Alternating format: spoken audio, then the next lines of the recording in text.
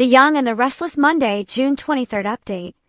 Dumas retirement, Kane's GC homecoming and Sally's pitch. Kane will acknowledge that a party is no fun without any guests, so he kept the Aristotle Dumas charade going to make sure they all came. However, now Kane will be ready to retire as Dumas and return to Genoa City as himself for a new beginning. After Lily gets fed up and stomps away, Devin Winters, Brighton James, and Damian Kane, Jermaine Rivers, will join her on the train. Lily will fume since the man they've been talking about all these months was Kane of all people. Kane's double life won't make sense to Lily, and Damian will have plenty of questions as well.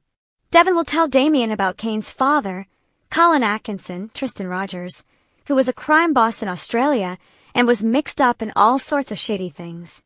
Damian will assume it was a like father, like son situation, but Lily will give Kane a little credit for not wanting to be like Colin. That said, Lily will admit Kane's feelings toward his father changed, so she'll flash back to a conversation she had with him about Colin's illness and regrets. The fact that Kane was willing to forgive Colin crossed the line for Lily. Since Colin stole Devin's money, that was unforgivable as far as she was concerned. Another flashback will show Lily lashing out over Kane wanting the twins to visit Colin near the end of his life. That's when things really turned sour between Kane and Lily, so she'll fill Devin and Damian in on all this. Instead of going home now, Lily will feel like she needs to stay and find out the rest of the story, especially since Kane's coming back to Genoa City.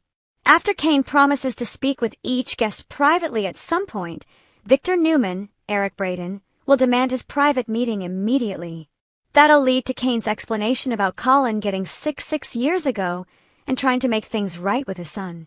Kane reconnected with Colin, who helped him amass his fortune by selling land and investing in cryptocurrency. Now it's been 6 months since Colin passed away, so Kane will be thinking about his mortality and his desire for a fresh start. Kane will want to let go of his businesses under Dumas, so that'll make up a massive piece of his empire. Victor will eventually find out where he fits in all this, since Kane will want to trade for control of Chancellor.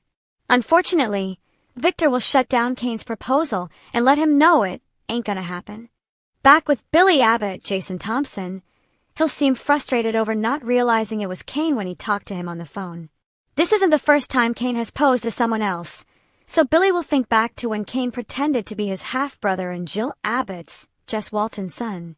Diane Jenkins Abbott, Susan Walters, Jack Abbott, Peter Bergman, and Sally Spectra, Courtney Hope, will all be part of this discussion with Billy, which will focus heavily on Kane's interest in Chancellor.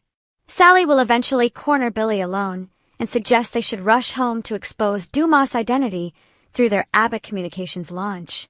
When Billy hesitates, Sally will argue that they can forget the story and leave anyway.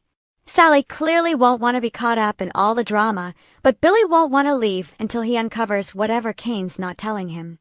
Next on Monday's Y&R episode, Phyllis Summers, Michelle Stafford, will remain focused on her pursuit of a job. Getting updates on Kane's shocking news didn't change anything for her, so she'll double down on her personal agenda.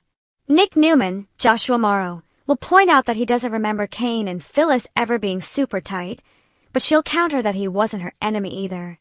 Since Phyllis won't have any Kane qualms, she'll still view this as a golden opportunity. The Young and the Restless spoilers say Phyllis will work some surprising angles as this trip continues, so stay tuned.